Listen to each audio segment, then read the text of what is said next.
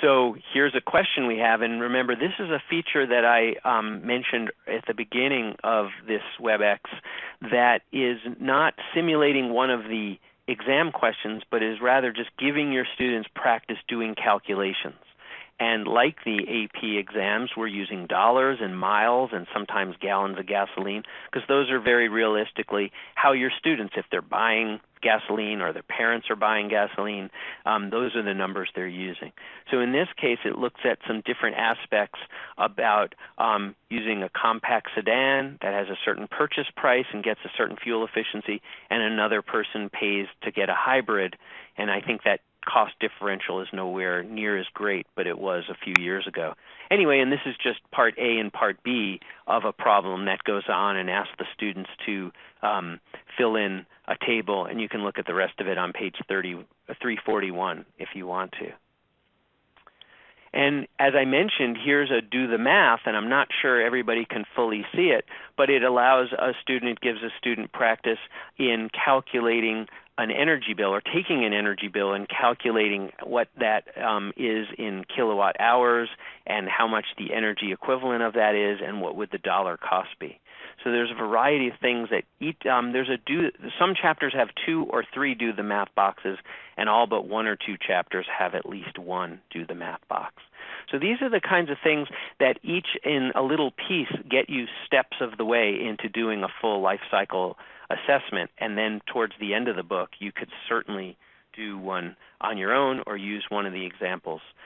So here's a feature I mentioned, Science Applied. It doesn't occur after every chapter, but it occurs after every section. And one of our questions is, and this is the Science Applied that appears after the 2 energy chapters, chapters 12 and 13, should corn become a fuel? And it describes the idea that a lot of people are very excited, or they were very excited about using ethanol as a fuel to replace gasoline. And one of the problems that came from the increased use of corn as a fuel is it created a scarcity of food. It recreated a scarcity around the world of corn that people could eat as their own human food or human fuel. So that's an issue that can be brought up that starts to push around the edges of environmental science and gets more into environmental studies, but it also brings up these issues of how connected systems are and understanding a full life cycle assessment. But is ethanol really carbon neutral, meaning does the use of ethanol, the combustion of ethanol and obtaining the energy from it, have no impact on carbon dioxide concentrations in the atmosphere? And in order to answer that, we have some text, and I'm skipping the text, but I'm showing you one of the figures. And this is an input-output analysis. This is a life cycle assessment. And it says these are the inputs of energy that you have to expend in order to get some ethanol. So you have to expend over 8 million kilojoules of energy on the farm to grow an acre of corn. So this is the energy in terms of fossil fuel to run the tractor. It might be the energy to manufacture pesticides or fertilizers if this farm uses manufactured pesticides and fertilizers. It might be energy for irrigation. It's any number of things. And so that's an input. And then another input in order to make ethanol is to convert the corn into ethanol. So that has to do with fermentation and, well, heating it, drying it, warming it, and those sorts of things. So there's an energy input there, and you can see that's quite large. And these numbers are going down as the efficiency of the operation improves from year to year. But nevertheless, it shows you that this is the amount of energy that goes into, and almost all of this, or very likely all of this, is fossil fuel energy, goes into making ethanol. What do you get out of that? Well, you get this green bar just slightly greater than the inputs in terms of the energy content of the ethanol that you produce. And some early printings of the book on page 376 actually have 3 zeros missing from this little blowout.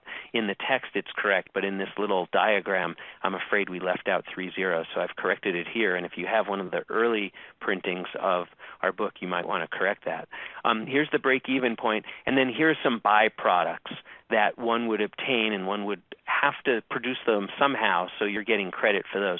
So this is a life cycle assessment of part of the ethanol the corn to ethanol energy story, and you see that the payoff is something, but it's not that significant.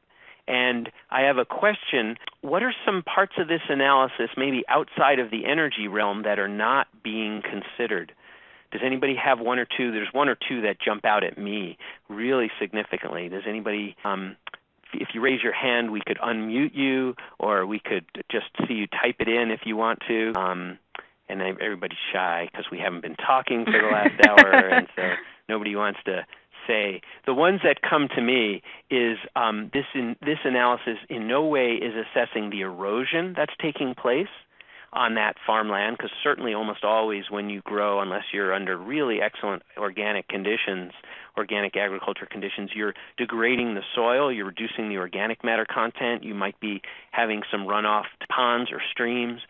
There's also issues if there's pesticides being used, there might be depletion of an aquifer if there's irrigation.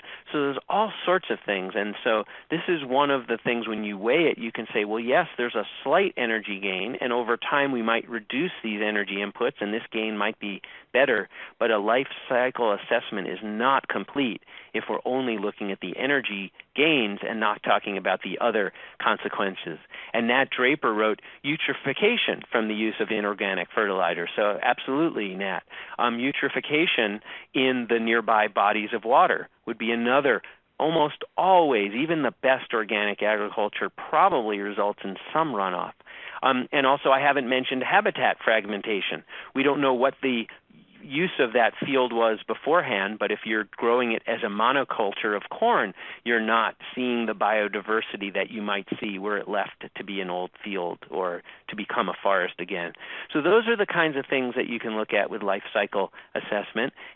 Here are some pieces. Cindy is going to either email this to you or make this PowerPoint file available to you. So here's an articulation of each of the steps, each of the bars that I showed you. And so you can look through this, and it's articulated in the book as well.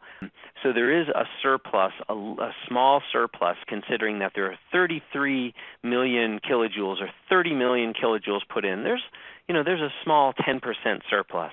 And then there's another discussion that you could have with your students about in some parts of the Midwest, maybe some of you live in places near where corn is grown where you can actually get E85, gasoline product for your car that is 85% ethanol. But in most parts of the country, ethanol is a 10% additive as an oxygenator to improve the combustion of gasoline and to have less photochemical smog and nitrogen oxides formed and to have more CO2 and less carbon monoxide formed. So it's really added as an air pollution, as an additive to gasoline to improve air quality.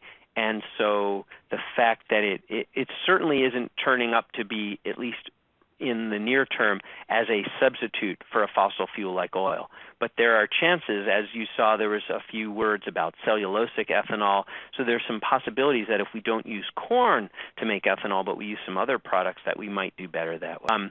And as I mentioned, there are some I always wonder, what are the side products when you get done distilling and making ethanol? You've got all these different things can be used and sold, and one would have to use energy for those, so you can get some credit in the accounting for that.